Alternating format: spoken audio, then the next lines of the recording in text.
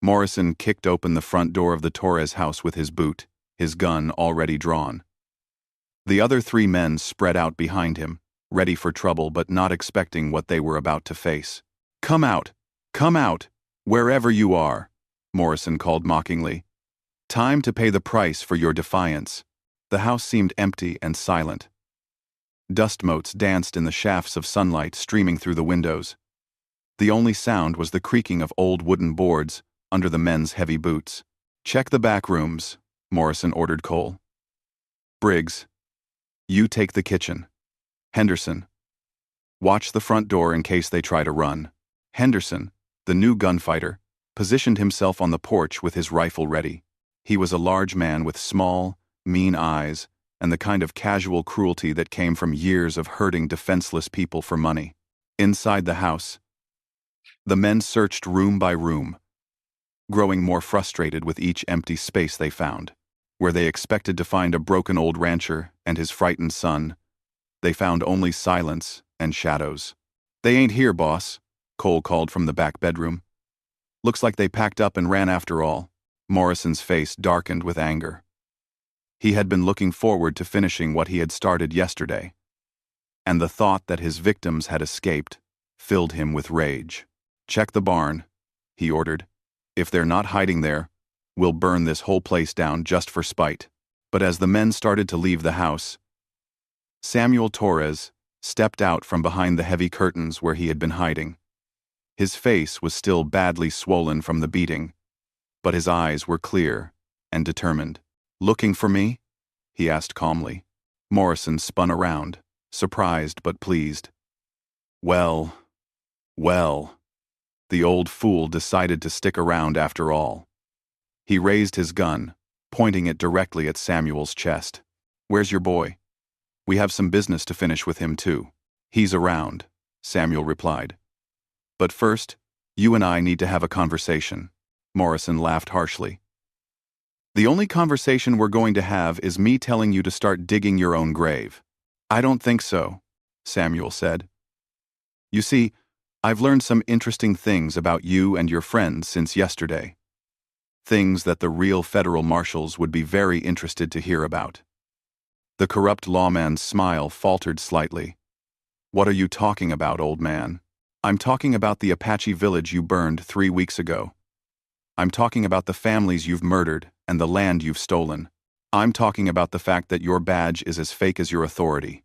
Morrison's face went pale. "You don't know what you're talking about." "Quote, don't I? Then maybe you'd like to explain it to my friend here." At that moment, Swift Eagle appeared in the doorway behind Morrison and his men, his rifle trained on the group.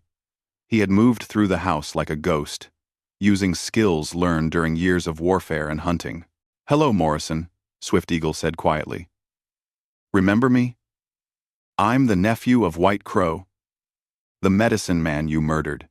The effect of Swift Eagle's sudden appearance was electric. All 4 men spun around, their guns swinging toward this new threat. But the Apache warrior had anticipated this reaction and was ready for it. "I wouldn't," Swift Eagle advised calmly. My rifle is already aimed, and at this distance, I never miss." Cole, the young gunfighter, was too nervous and trigger-happy to listen to reason. He brought his pistol up fast, trying to get a shot at Swift Eagle before the Apache could react. It was the last mistake he would ever make. Swift Eagle's rifle boomed in the confined space of the house, and Cole fell backward, clutching his chest. The other men dove for cover, scrambling behind furniture and firing wildly. But Swift Eagle was no longer where they expected him to be. He had rolled to his left, taking shelter behind a heavy wooden table that Samuel had made himself years ago. The bullet splintered the wood, but didn't penetrate the thick planks. Outside, Henderson heard the gunfire and came running toward the house. This was exactly what Swift Eagle had been counting on. As the big gunfighter charged through the front door, Miguel Torres rose up from behind the water trough where he had been hiding. The shotgun in Miguel's hand spoke with authority, and Henderson stumbled, wounded in the leg. He tried to bring his rifle up, but Miguel was already pumping another shell into the chamber. "Drop it!" Miguel shouted. Drop your gun, or the next one goes center mass. Henderson, faced with a determined young man holding a shotgun at close range, decided that discretion was the better part of valor. He let his rifle fall to the porch boards and raised his hands. Inside the house, the battle continued. Morrison and Briggs had taken cover behind the kitchen table and were firing at Swift Eagle's position. But the Apache warrior was no longer there. Moving with the silent grace of his ancestors, Swift Eagle had slipped out the back window and was now circling around to flank his enemies. Years of fighting both Apache wars and hunting dangerous game had taught him that the best way to win a battle was to be where your enemies didn't expect you to be.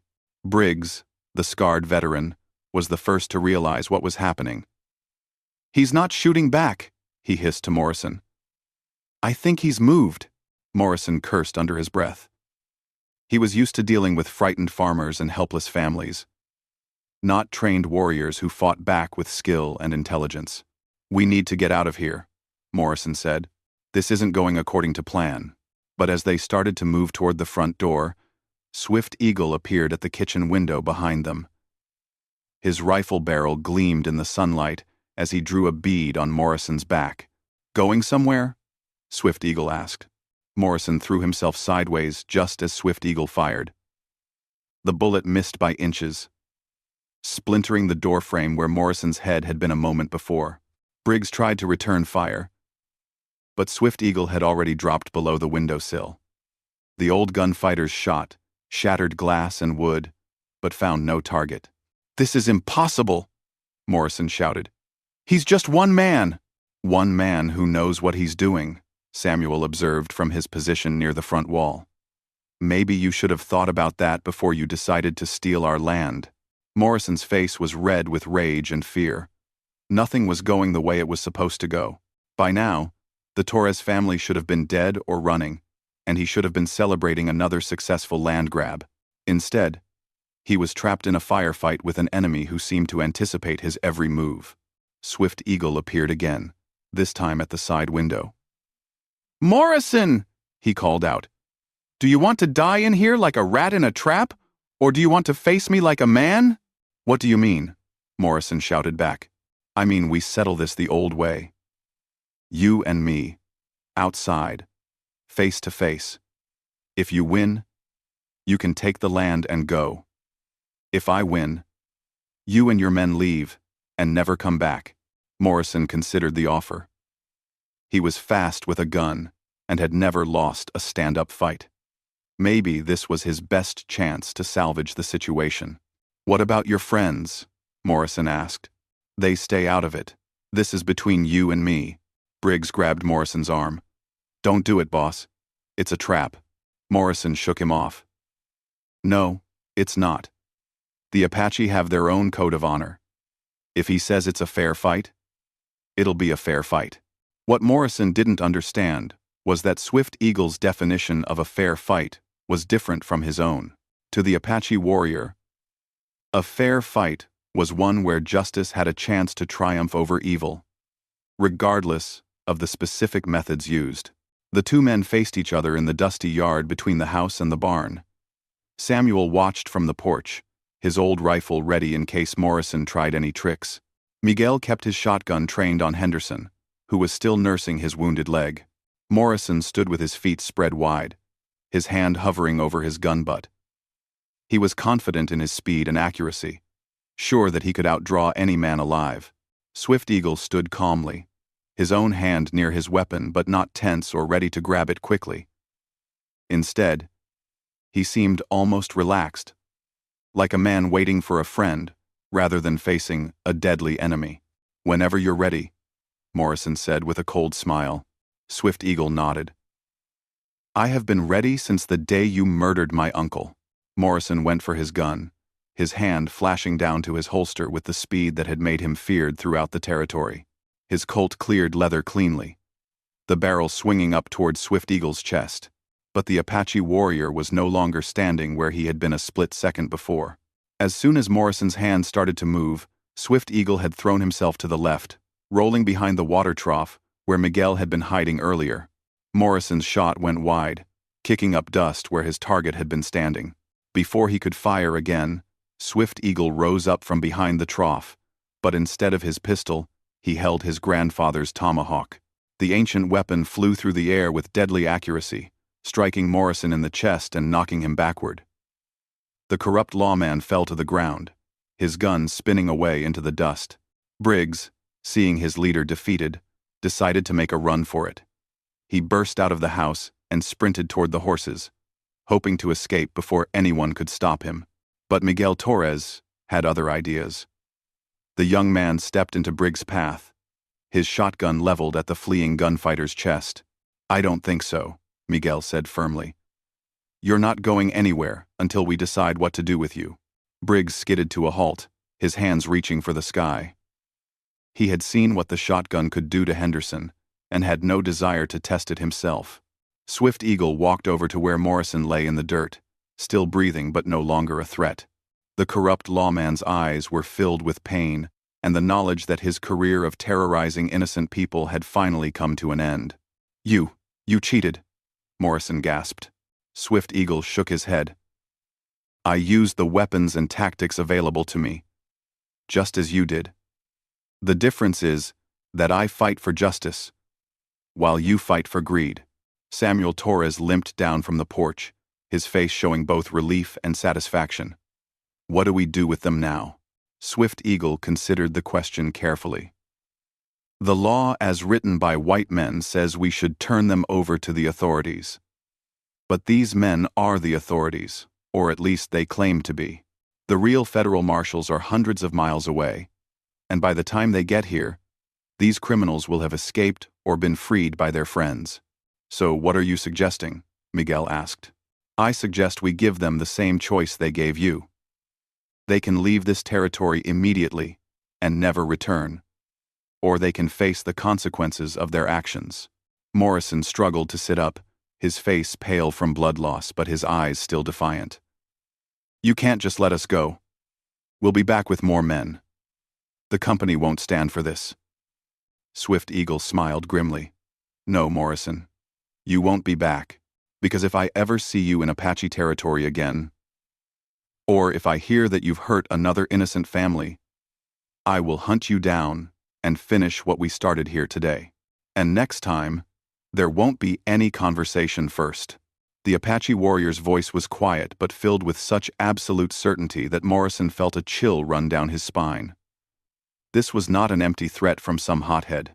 This was a solemn promise from a man who had the skills and determination to carry it out. Henderson, still clutching his wounded leg, spoke up. "What about our guns, our horses, our gear?" "Your horses you can have," Swift Eagle replied. "Your guns stay here as payment for the damage you've done. Your gear you can take, except for anything that identifies you as lawmen." Briggs protested. "We can't travel unarmed through this territory. There are bandits and hostile Indians."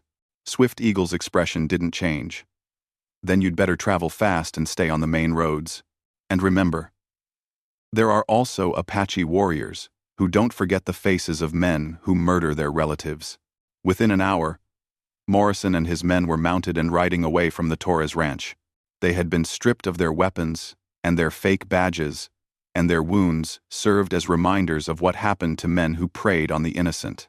Samuel Torres stood on his porch with his son and their Apache friend, watching the dust cloud disappear into the distance. "Do you think they'll really stay away?" Miguel asked. Swift Eagle nodded. "Morrison is a coward at heart. He only fights when he thinks he can win easily. Now he knows that attacking this ranch means facing me, and he won't want to risk that again." Samuel looked at the Apache warrior with deep gratitude. "I can never repay what you've done for us today." "You already have," Swift Eagle replied. 5 years ago, you gave shelter to a stranger without asking who he was or what he had done. You treated me with kindness and respect when many of your people would have turned me away. Today, I was simply returning that favor." Miguel studied the warrior's painted face and the pride in his bearing. "What will you do now? Won't you get in trouble for leaving the reservation?" Swift Eagle shrugged. "Probably, but some things are more important than avoiding trouble. Justice is one of them." As the sun began to set over the Arizona desert, Swift Eagle prepared to leave. His mission was complete, and he needed to return to his people before his absence was discovered. "Will we see you again?" Samuel asked. "Perhaps. The desert is not as big as it seems, and friends have a way of finding each other when they are needed most." The Apache warrior mounted his paint horse and looked back at the ranch one last time. The Torres family had their land and their freedom. Morrison and his men were running scared and would think twice before terrorizing another family. White Crow's spirit could rest peacefully, knowing that his death had been avenged. As Swift Eagle rode away into the gathering twilight, Samuel Torres put his arm around his son's shoulders and looked out over their land. Tomorrow, they would repair the damage from the fight. They would tend their cattle and mend their fences and continue the hard work of building a life in the wilderness. But they would do it as free men, on their own property, with their heads held high. Sometimes, Samuel reflected, justice did prevail in the end. It just needed good people who were willing to stand up and fight for what was right, regardless of the odds or the cost. And sometimes, when you least expected it, an Apache warrior would ride out of the desert to help you find the courage you didn't know you had. The Torres ranch was safe, the corrupt lawmen were gone, and justice had been served under the wide Arizona sky. In a land where might often made right, one family had learned that righteousness still had power when backed by honor, courage, and the friendship of a true warrior. The desert wind carried the sound of Swift Eagle's horse disappearing into the distance, but the memory of his courage would remain with the Torres family forever. Some debts, Samuel thought, could only be repaid by living a life worthy of the sacrifice others had made for your freedom. And that was exactly what he and Miguel intended to do.